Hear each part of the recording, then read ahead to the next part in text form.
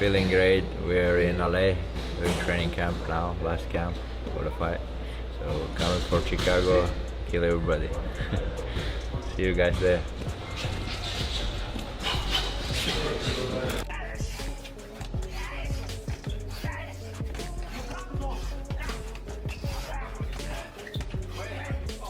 One final week. The final week has arrived, a period where the talking ceases and the focus becomes absolute.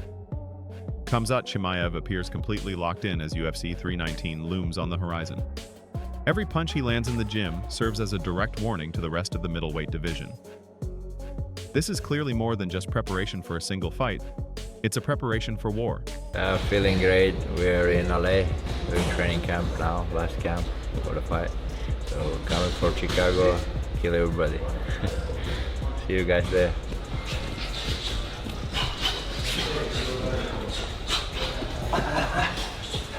Last minute.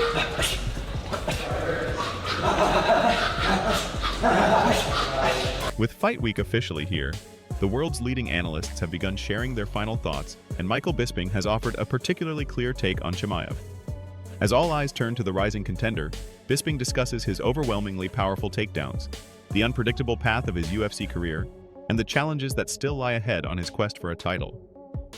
It provides a grounded look at both the incredible strengths and the lingering uncertainties in Chimaev's journey to the top. Hot knife through butter, okay? And we're talking world-class competition, people like Robert Whittaker. The way that he dismantled Li Jingliang was just phenomenal. He's got great boxing. The wrestling is probably some of the best in the UFC. In fact, probably the best in the UFC right now. Nobody shoots like Khamzat Chimaev from about a mile away, but he's so fast and so explosive. He level changes, then woof, he flies across the octagon, and all he's got to do is get a hold of you, and you are in a world of trouble. So, does he beat Dricus Du Plessis? That's not what we're here to talk about. What we're going to talk about is it a disaster if Khamzat Chimaev becomes the champion of the world? Because that's the opinion of one legendary fighter, Dean Thomas. Dean Thomas was talking on a show or doing an interview, and he said it would be a disaster if Khamzat Chimaev won because he's not reliable, okay? And the division might get held up. The exact quote was, if Khamzat wins, it's a disaster. You can't tell me that part of you isn't just thinking the fight might not actually happen. Furthermore, as questions about Chimaev's past reliability continue to surface, Bisping addresses the situation directly. He confirms that the previous visa issues have been fully resolved and the fight in Chicago is officially set. With that concern put to bed, Bisping shifts his focus to the matchup with Dricus Du Plessis, offering a straightforward breakdown of Chimaev's key advantages and the areas where he might encounter difficulties. If you're going to be the champion, you got to defend. And Khamzat Chimaev has got a very good chance of becoming the champion. And of course, there was some struggles with visas and stuff like that, but that seems to have all been taken care of. You know, Dana White knows a few people in powerful places, and of course, the fight's going down in Chicago, so getting to the US isn't an issue, so don't worry about that. The main thing that he should worry about, Khamzat Chimaev, is Dricus Du Plessis, because yes, of course, Khamzat is a force of nature, and he does have some of the best wrestling in the UFC. The man is a finisher of the highest degree, but we know he does have cardio issues. If he gets past the first round, he could start to slow down. Now, there is footage of him on social media on an exercise bike or an elliptical machine, and he's absolutely killing it. He's got a bunch of people around him. On the other side, As fight night gets closer, the focus naturally shifts to game plans and strategy. While many are talking about Chimaev's raw power and dominant wrestling, the Barnhill brothers are taking a more tactical view. They highlight that this fight likely won't be decided by early aggression alone. They explain that it could evolve into a 5-round battle, meaning Chimaev will need excellent cardio, patience, and control to see it through to the final bell. This is probably not going to be over in the first 10 minutes. Right. Dricus starts to shine in the later half of the fight. There actually is a small chance that I think this fight could actually go to decision. Yeah. Which means that Khamzat's got to win the first 3 rounds, because I think his likelihood of winning rounds 4 or 5 against Dricus are low. Right. So he's got to pace himself long enough to where he's doing enough output to win those early rounds, but he's not doing too much that he fades and loses round 3, or he gets 10-8'd in round 4 or 5, or worse, even gets finished. Right. So pacing to me is going to be a big key here for Khamzat. That's a great first key. And I'm really interested to see what this Sam Calvita experiment with Khamzat. Their breakdown doesn't stop at pacing. It goes deeper into the science behind Chimaev's evolution as a fighter. The Barnhill brothers point to Khamzat's decision to work with esteemed strength and conditioning coach Sam Calavita, a move that signals a high degree of self-awareness. Chimaev clearly knows what is at stake.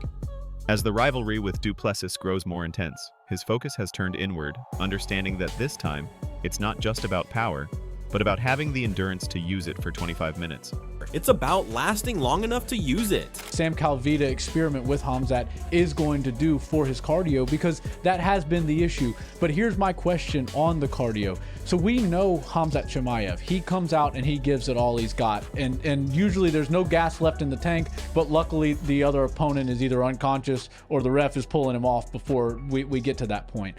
But we have seen Khamzat gassed out in later parts of fights, even in 3-round fights. So he got with Sam Calavita because he obviously understands that even though him and Dricus might not like each other and they're building quite this this feud between the two of them, there's clearly a respect there. He goes, all right, Dricus is clearly very good. My hole in my game is in my cardio. I go all out. Additionally, away from the training mat, Away from the training mats and the analyst debates, the atmosphere surrounding Chimaev is just as intense. Bear Didio pulls back the curtain, not with statistics or strategy, but with pure observation. What he describes isn't just a fighter, but an entire presence. From his cold-eyed entourage to the way they move in complete silence, everything about Khamzat's team projects an aura of controlled danger. We're here with the future champion, Khamzat Chimaev, one of the biggest gangsters the UFC's ever seen. Honestly, one of the hardest working guys, one of the most polite guys. I think he's kind of misunderstood. That's Sweep over there. Sweep looks like he's ready to corner Khamzat. You see the UFC official merch. Shout out to Venom. That's his whole team. They don't say a single word. They just stare at you. You say anything bad, they kick you, they punch you. It's just part of the game. This guy for sure does a lot of big money deals. You could tell he's for sure rich with the brand new Nikes. The guy in the back always wears denim, and I have a feeling he's either like security or his job's just to pounce. Number one. Oh my God, just when they talk. I haven't even heard a word out of him in the whole camp. As the cameras venture deeper into Chimaev's world, the immense scale of his preparation becomes impossible to ignore. This isn't just a fight camp, it is a full-scale operation. From the fleet of luxury vehicles to the custom-built UFC-sized cage, everything screams precision and dominance. Bear returns with more insight, revealing just how far Khamzat's team is willing to go to create the perfect environment for war. Okay, so as you can see, Khamzat Chimaev's camps, they roll deep. He's got 4 Maybachs outside.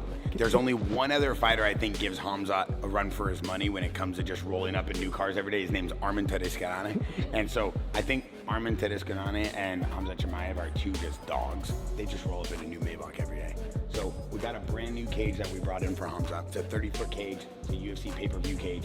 We wanted him to feel at home. We wanted him to make sure he had all the best facilities he needed. We also built a brand new sauna at Santo Studio. They've been sparring here, then they've been going to Santo Performance Studio, training, lifting weights. He has a great camp. He has Pat Downey in town. He has Armin in town. Armin's staying with me for 6 weeks. So everything they need, they bring it in. They do it tight. They train 2 times a day. It's incredible. meanwhile, the world admires Chimaev. Meanwhile, while the world admires Chimaev's raw talent, Din Thomas offers a different perspective. He shifts the spotlight away from the spectacular knockouts and grappling exchanges and focuses instead on the concept of commitment.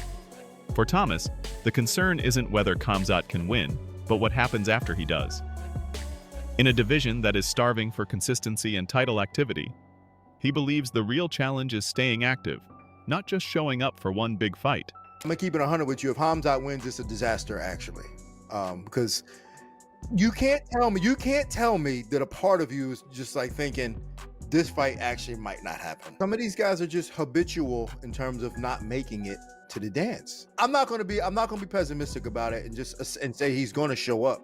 But my point is that if he does show up and he does win, do we trust him to be able to fight again? You know what I'm saying? Like, that's the thing, is like, can he do it twice, 2 or 3 times? Because we need movement. Like, I hate when it's just like static, when there's no movement in these divisions. And in order for there to be movement in the divisions, the champions have to fight. Furthermore, the Barnhill brothers are back to break down what makes Dricus Du Plessis such a nightmare matchup. He is far from a textbook fighter, but what he lacks in technical form, he more than makes up for with pure chaos. According to them, that chaos isn't just awkward, it's incredibly dangerous. If Chimaev decides to stand and trade for too long, he'll be walking into the most unpredictable storm he has ever faced. Ever faced? DDP is a really awkward striker, but he's very powerful.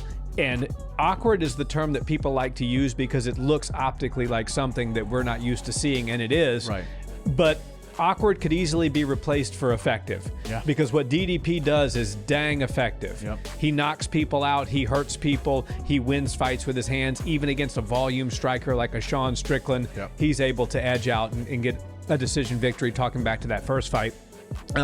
So one thing that Khamzat needs to do is not find himself watching what DDP's doing on the feet, because he's going to come at you and burst. It's going to be very unpredictable. The angles are going to be weird. The timing is going to be weird. How do you disrupt somebody who's got awkward timing? But it's not just about Dricus. It's going to be weird. How do you disrupt somebody who's got awkward timing? You use timing of your own. You come out, you put a jab in his face, you put a 1-2 in his face, throw a leg kick, throw a body kick. That way you can kind of disrupt the entries of the awkward fighter, which makes it harder for them to start to mount their offense against you. So I think it's very important for Khamzat to go first in the striking. Don't get caught looking and watching what DDP's doing, because that's how you're going to get cracked, and you might get cracked with a big shot. I mean, this is going to be the heaviest hitter that Khamzat has ever faced. For sure. He can't take too many massive shots from DDP, nor could anybody. No, and he also got dropped by Gilbert Burns. And when Gilbert Burns hits like a truck, no doubt about it, but DDP hits even harder than that. The deeper the breakdown goes. Gilbert Burns hits like a truck, no doubt about it, but DDP hits even harder than that. So I'm very interested to see how Khamzat does deal with that. And the strikes that DDP likes to throw, they throw everybody for a loop. They're confusing for everybody. So it's very important that Khamzat Chimaev, like you said, doesn't let DDP get into his rhythm, because even though he's like this drunken master, you know, kind of stumble and fall and land on top and stumble and fall, and but land a hook on the way down. He's the kind of guy that, yes, it might not look like the prettiest thing, but it, like you said, it's the most effective strike he can throw at that moment. And it's always the strikes that you don't see coming that do the most damage. As UFC 319 approaches, one thing is certain. This isn't just another fight. It's a defining moment for Khamzat Chimaev. With elite coaching, upgraded conditioning, and a new strategic focus, he enters the octagon carrying not just his power, but the weight of massive expectations. Yet standing across from him is Dricus Du Plessis, a champion who is both unpredictable and seemingly unbreakable. It's the classic battle of control versus chaos, precision versus pressure. The weeks of silence are over. The talking is done. Now, it's all about execution. For Khamzat, it's a chance to prove he's not just hype, but a legacy. For Dricus, it's about crashing the party and cementing his own place at the top. Both men know UFC 319 could change everything.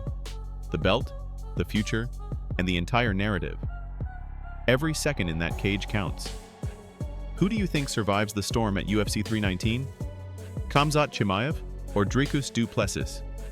Will Khamzat's discipline and upgraded camp make the difference? Or will DDP's chaos break him down late? Drop your prediction below and tell us how you see it ending.